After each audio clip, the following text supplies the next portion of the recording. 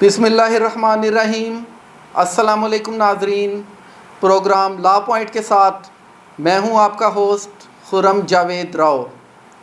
तो ये आज का जो हमारा टॉपिक है ये जस्ट सिर्फ बेल की डेफिनेशन से रिलेट है और बेल की काइंड से रिलेट है। तो डेफिनेशन में क्या आता है कि बेल जो है release the accused person on accepting surety bond, यानी कि उनको पुलिस की कस्टडी से रिलीज़ करना श्योरिटी बॉन्ड सबमिट करवा के।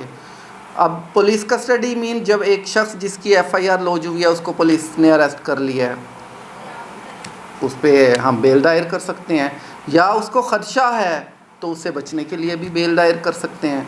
तो इसको एक को प्री अरेस्ट बेल कहते हैं, दूसरी को पोस्ट अरेस्ट बेल कहते हैं।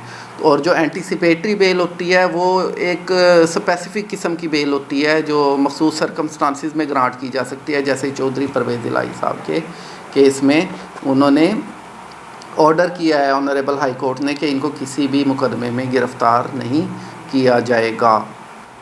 उससे पहले आपको ये समझना होगा कि एक शख्स, अगर कोई शख्स कोर्ट में आके अपनी बेल दायर करवाता है तो उसके लिए हमें सबसे पहले ये देखना है कि आया उस शख्स के अगेंस्ट एफआईआर लॉन्च है या नहीं है।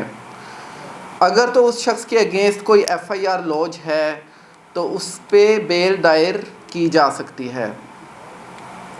अगर उसके अगेंस्ट कोई एफआईआर लॉन्च नहीं है तो हम उसकी बेल दायर नहीं कर सकते। अब आप ये देखें कि ये कोड ऑफ क्रिमिनल प्रोसीजर, इसमें क्या है यहाँ पे। अब मैं ये जो स्टूडेंट्स हैं इनको मैं ये बताना चाहूँगा कि प्रोसीजर, एक्चुअली ये प्रोसीजर मीन क्या मतलब होता है। प्रोसीजर का मतलब होता है कि एक तरीक़ाकार, खाने के भी आदाब हैं। नबी पाक सल्लल्लाहु अलैहि वसल्लम ने हमें पानी पीने के, खाना खाने के, हर चीज़ के आदाब बताए हैं।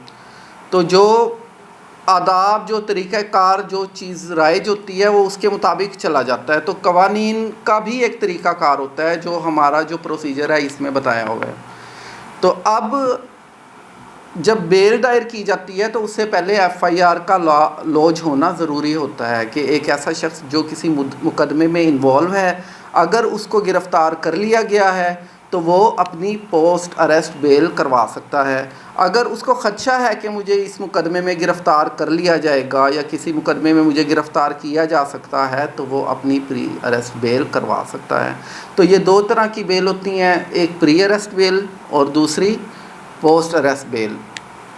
अब क्या आगे एक चीज़ सामने आती है अब इसमें कि क्या एफआईआर लॉन्च होने से पहले बेल दायर हो सकती है। तो वो कुछ सर्कमस्टांसिस ऐसे होते हैं जिनको हम कहते हैं एंटीसिपेटरी बेल।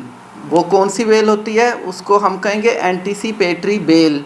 यानी कि ऐसा शख्स जिसको कोई ख़दशा है कि मेरी सेल्फ़ रिस्पेक्ट डैमेज हो सकती है या उसका कोई एनिमी, ख़ास तौर पे पॉलिटिकल एनिमी की बिना पे अगर कोई शख्स जो है उसको ख़दशा हो कि मेरे अगेंस्ट जो है वो एफआईआर लॉन्च करके मेरी जो है वो ज़ाती शोहरत को नुकसान पहुंचाया जा सकता है, तो वो फिर अपनी एंटीसिपेटरी बेल करवा सकता है। और इसकी मिसाल मैं आपको चौधरी परवेज़ इलाही साहब के केस में बताता हूँ कि आए रोज़ उनको जो है एक केस में उनकी ज़मानत होती है तो दूसरे केस में उनको गिरफ़्तार कर लिया जाता है। उसकी क्या वजह है, अब इसमें उन्होंने, हाई कोर्ट ने भी उनको इसी वजह से ये ऑर्डर किया था कि उनको किसी मुकदमे में गिरफ़्तार नहीं किया जाएगा एक मखसूस वक्त तक के लिए। इसको हम कहते हैं एंटीसिपेटरी बेल।